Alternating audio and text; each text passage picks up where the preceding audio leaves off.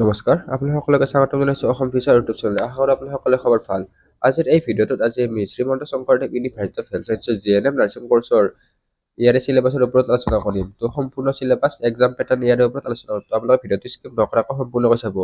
তো জিএনএম নাৰ্ছিঙত কোনটো ক্লাছৰ পৰা কুৱেশ্যন আহে, কি চেপ্টাৰৰ পৰা কুৱেশ্যন আহে, কি ছাবজেক্ট আহে, কিমান মাৰ্ক আহে, সকলোবিলাক তথ্য আলোচনা কৰিম। আৰু আৰ্টছৰ ষ্টুডেণ্ট, ছায়েন্সৰ ষ্টুডেণ্ট, কমাৰ্চৰ ষ্টুডেণ্ট সকলোৰে কাৰণে বেলেগ বেলেগ পেপাৰ নে একে পেপাৰ, এইবিলাক আলোচনা কৰিম। তো আপোনালোকে ভিডিঅ'টো স্কিপ নকৰাকৈ সম্পূৰ্ণকৈ চাব। আৰু যদি চেনেলটোত আপোনালোকে প্ৰথমবাৰৰ কাৰণে নহ'লে ছেকেণ্ডবাৰৰ কাৰণে আহিছে আৰু ছাবস্ক্ৰাইব কৰা নাই তেনেহ'লে ছাবস্ক্ৰাইব কৰি থৈ দিব। আৰু লগতে আমাৰ হোৱাটছএপ আৰু টেলিগ্ৰাম গ্ৰুপত জইন হৈ ল'ব। ইয়াৰ লিংক ডিছক্ৰিপশ্যনত দিয়া আছে। তো এতিয়া ভিডিঅ'টোৰ মেইন টপিকলৈ আগবাঢ়ো। ইয়াতে আৰ্টছৰ ষ্টুডেণ্ট, ছায়েন্সৰ ষ্টুডেণ্ট বা কমাৰ্চৰ ষ্টুডেণ্ট বুলি কথা নাই, পেপাৰ সকলোৰে কাৰণে ছেম। তো সকলোৰে কাৰণে 100 মাৰ্কৰ ইয়াতে কুৱেশ্যন পেপাৰ থাকিব, ছেম পেপাৰ থাকিব। তো আপোনালোকে আমাৰ ৱেবছাইট eduationplus.com ভিজিট কৰাৰ পিছত এই পোষ্টটোত সকলোবিলাক ডিটেইলছ পাই যাব। তো ইয়াৰে লিংক ডিছক্ৰিপশ্যনত দিয়ে দিম। তো ইয়াতে আপোনালোকে চাবলৈ পাইছে অসমৰ যিটো জিএনএম নাৰ্ছিঙৰ এণ্ট্ৰেন্স এক্সাম আছে, সেই এণ্ট্ৰেন্স এক্সামটো কণ্ডাক্ট কৰাই Srimanta Sankardev university of health science, চমুকৈ SSUHS বুলি জনা যায়। তো SSUHS জিএনএম নাৰ্ছিঙৰ কাৰণে এণ্ট্ৰেন্স এক্সামটো কণ্ডাক্ট কৰাই। তো গভাৰ্ণমেণ্টত বা প্ৰাইভেটত ল'বৰ কাৰণেও এই এণ্ট্ৰেন্স এক্সামটো দিব লাগিব। তো গভাৰ্ণমেণ্টৰ কাৰণেতো কম্পালচৰি, তো এতিয়া প্ৰাইভেটৰ কাৰণেও কম্পালচৰি। আপোনালোকে অসমত প্ৰাইভেটত যদি জিএনএম নাৰ্ছিং কৰিম বুলি ভাবি আছে তেনেহ'লে এণ্ট্ৰেন্স এক্সামটো দিবই লাগিব। আৰু ইয়াতে মাৰ্কৰ লগত ডিপেণ্ড কৰিব, গভাৰ্ণমেণ্টৰ কাৰণে কাট অফটো হাই যায় আৰু প্ৰাইভেটৰ কাৰণে এটা মিনিমাম মাৰ্ক দি দিয়ে, সেইটো পাব লাগে। তো বাকী এক্সাম নেমটো ইয়াতে দি আছে, জিএনএম নাৰ্ছিং কোনে কণ্ডাক্ট কৰাই, SSUHS Srimanta Sankardev university of health science. তো এইটো এক্সাম ষ্টেট লেভেলৰ হয়। নেক্সট ইয়াৰে কুৱেশ্যন টাইপ MCQ টাইপৰ কুৱেশ্যন আহে।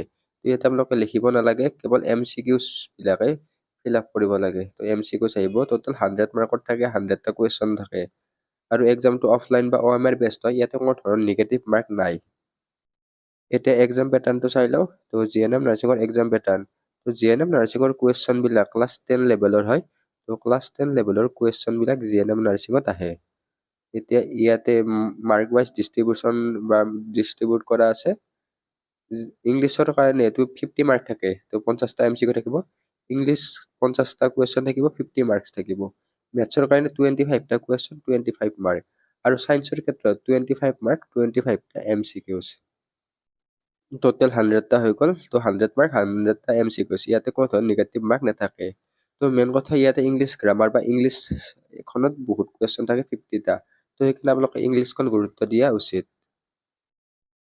তো এতিয়া চিলেবাছখিনি, প্ৰথমতে ছায়েন্সৰ চিলেবাছখিনি চাই লওঁ। তো আপোনালোকে আমাৰ ৱেবছাইটত এইখিনি পাই যাব। আৰু এক্সামত কুৱেশ্যন পেপাৰখন অসমীয়া আৰু ইংৰাজী দুয়োটা মাধ্যমতে থাকে। তো কোনোবা যদি অসমীয়া মাধ্যমৰ হয়, তো তেওঁলোকে কুৱেশ্যন পেপাৰ অসমীয়াত পাব। প্ৰব্লেম নাই, অসমীয়া আৰু ইংৰাজী দুয়োটা মাধ্যমতে পেপাৰখন থাকে। তো আপোনালোকে পেপাৰ চিলেক্ট কৰিব নালাগে, অলৰেডি দুয়োটা মাধ্যমতে থাকে। তো ইয়াতে চাব পাৰে ক্লাছ 10ৰ চেপ্টাৰকেইটা ইয়াতে দিয়া আছে। তো ছায়েন্সৰ ক্ষেত্ৰত প্ৰায় 16টা ইয়াতে চেপ্টাৰ আছে।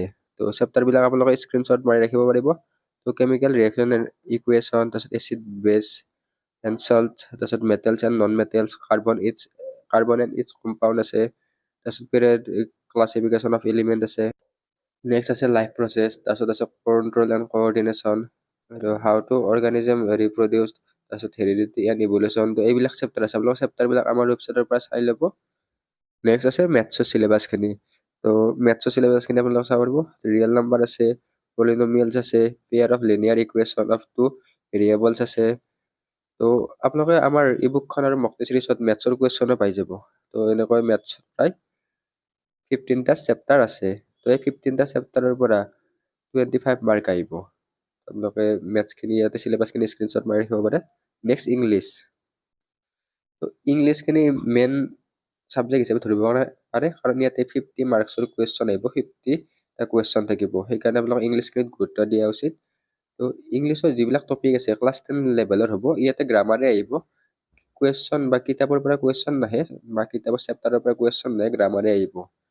তো আপোনালোকে টপিকখিনি চাব পাৰে। পাৰ্টছ অফ স্পীচ, তাৰপিছত টেন্স আছে, ভইচ আছে, নেৰেশ্যন আছে, চিনোনিমছ আৰু এণ্টনিমছ আছে, প্ৰিপজিশ্যন আছে, আৰ্টিকেল আছে, error correction, next sentence improvement, তাৰপিছত ভোকাবুলাৰী, নেক্সট আইডিয়ম এণ্ড ফ্ৰেজেছ আছে, কম্প্ৰিহেনশ্যন, ওৱান ৱাৰ্ড আছে, আৰু ট্ৰান্সফৰ্মেশ্যন অফ চেণ্টেন্স, এইবিলাক দিয়ে। তো ইয়াতে সমাৰ্থক শব্দৰ বিপৰীত শব্দ তো তাৰ পৰা বহুতখিনি কুৱেশ্যন অহা দেখা যায়। তো আপোনালোকে এইবিলাক চাই ল'ব, কিন্তু ইংৰাজীতে আহিব, ইংলিছতে আহিব। তো এইখিনি চিলেবাছ আছিলে, তো আপোনালোকে চিলেবাছখিনি গম পালে। তো ইয়াতে সকলোৰে কাৰণে ছেম পেপাৰে হয়, আৰ্টছৰ পৰা হ'লেও ছেম হ'ব, ছায়েন্সৰ পৰা হ'লেও ছেম হ'ব, আৰু কমাৰ্চৰ পৰা হ'লেও ছেম পেপাৰে হ'ব।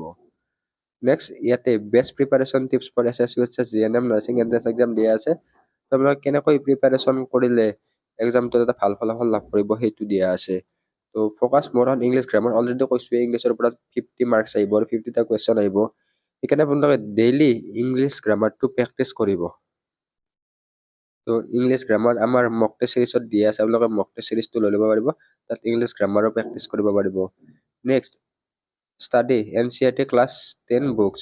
তো যি ক্লাছ 10ৰ কিতাপ আছে সেই কিতাপ আপোনালোকে পঢ়িব, কাৰণ কুৱেশ্যনবিলাক ক্লাছ 10 লেভেলৰে হয় আৰু কিতাপৰ পৰাই আহে। সেইকাৰণে আপোনালোকে ক্লাছ 10ৰ কিতাপখন পঢ়ি চাব। তো ছায়েন্স, মেথছ ক্লাছ 10ৰ পৰা চাই ল'ব। Next previous year question. তো যিহেতু SSC কুৱেশ্যন পেপাৰ আনিব নিদিয়ে, তো এক্সামৰ পিছত SSC কুৱেশ্যন পেপাৰকেইখন লৈ যায়। তো আমাৰ তাত মেমৰি বেছ কুৱেশ্যন আছে, তো আপোনালোকে ভিডিঅ'বিলাকো চাই ল'ব পাৰিব আৰু ই বুকটো ল'ব পাৰিব। ই বুকতে মেমৰি বেছ কুৱেশ্যনবিলাক আছে। প্ৰায় লাষ্ট 2-3 বছৰৰ আমাৰ তাত প্ৰিভিয়াছ ইয়াৰ মেমৰি বেছ কুৱেশ্যন আছে। তো মেমৰি বেছ কুৱেশ্যন মানে এণ্ট্ৰেন্স এক্সাম দিয়া ষ্টুডেণ্টবিলাকে এক্সাম শেষ হোৱাৰ লগে লগে আমাক কুৱেশ্যনবিলাক দি দিয়ে, আমি সেই কুৱেশ্যনবিলাকৰ ভিডিঅ' বা PDF-ত এড কৰি দিওঁ। সেইটোৱে মক টেষ্ট চিৰিজ, সেইটোৱে প্ৰিভিয়াছ ইয়াৰ মেমৰি বেছ কুৱেশ্যন। তো নেক্সট আছে revise science diagram and formulas. আপোনালোকে ছায়েন্সৰ কিতাপখনত থকা ডায়েগ্ৰাম বা কিছুমান মেথছৰে ফৰ্মুলাবিলাক চাই ল'ব, তেতিয়া আপোনালোকৰ সহজ হ'ব। নেক্সট এটেম্পছ মক টেষ্ট। তো ৰেগুলাৰ মক টেষ্টে আপোনালোকৰ ইম্প্ৰুভমেণ্টটোত স্পীড আৰু কনফিডেঞ্চ এটা আপোনালোকৰ আনিব। সেইকাৰণে আপোনালোকে মক টেষ্ট চিৰিজ প্ৰেক্টিছ কৰিব। তো আপোনালোকে আমাৰ GNM নাৰ্ছিঙৰ মক টেষ্ট চিৰিজ ল'ব পাৰিব, তাত 3000+ MCQs আছে। নেক্সট ভিডিঅ'টোৰ শেষ টপিকলৈ আহিছোঁ। তো GNM নাৰ্ছিঙৰ চিলেবাছটো মেইনলি ক্লাছ 10 লেভেলৰ হয়। তো কেণ্ডিডেটে বা ষ্টুডেণ্টবিলাকে ইংলিছ গ্ৰামাৰ, মেথছ, ছায়েন্সৰ পৰা এই এণ্ট্ৰেন্স এক্সামটো দিব লাগিব। তো জেনেৰেল মেথছ, জেনেৰেল ছায়েন্স আৰু ইংলিছ গ্ৰামাৰৰ কুৱেশ্যন ইয়াতে আহে। তো যিহেতু এণ্ট্ৰেন্স এক্সামটোত কেণ্ডিডেটৰ সংখ্যা বহুতেই বেছি, সেয়ে ইয়াৰ কম্পিটিশ্যনো বহুত বেছি হ'ব। আপোনালোকে এটা প্ৰপাৰ ৰিভিজন, প্ৰপাৰ ষ্টাডি, তো এইবিলাক কৰিলে আপোনালোকৰ ইম্প্ৰুভমেণ্টটো বা পাৰফৰ্মেঞ্চটো ভাল হ'ব। তো সেইকাৰণে এতিয়াৰ পৰা পঢ়া বা প্ৰিপেৰেশ্যনখিনি ষ্টাৰ্ট কৰি দিয়ক। তো বাকী এই ভিডিঅ'টো এইখিনি আছিলে। আশা কৰোঁ ভিডিঅ'টো ভাল পালে। আপোনালোকৰ কিবা সুধিব লগা থাকিলে আমাক ইনষ্টাগ্ৰামৰ জৰিয়তে বা কমেণ্ট বক্সত সুধিব পাৰিব। লগতে আমাৰ হোৱাটছআপ আৰু টেলিগ্ৰাম গ্ৰুপত জইন হৈ ল'ব, ইয়াৰে লিংক ডেছক্ৰিপশ্যনত দিয়া আছে। আৰু আমাৰ চেনেলটো ছাবস্ক্ৰাইব কৰি কাষত থকা বেল আইকনটো অন কৰি থৈ দিব। লগতে আপোনালোকৰ বন্ধুবিলাককো ভিডিঅ'ৰ লিংকটো শ্বেয়াৰ কৰি দিব। ধন্যবাদ।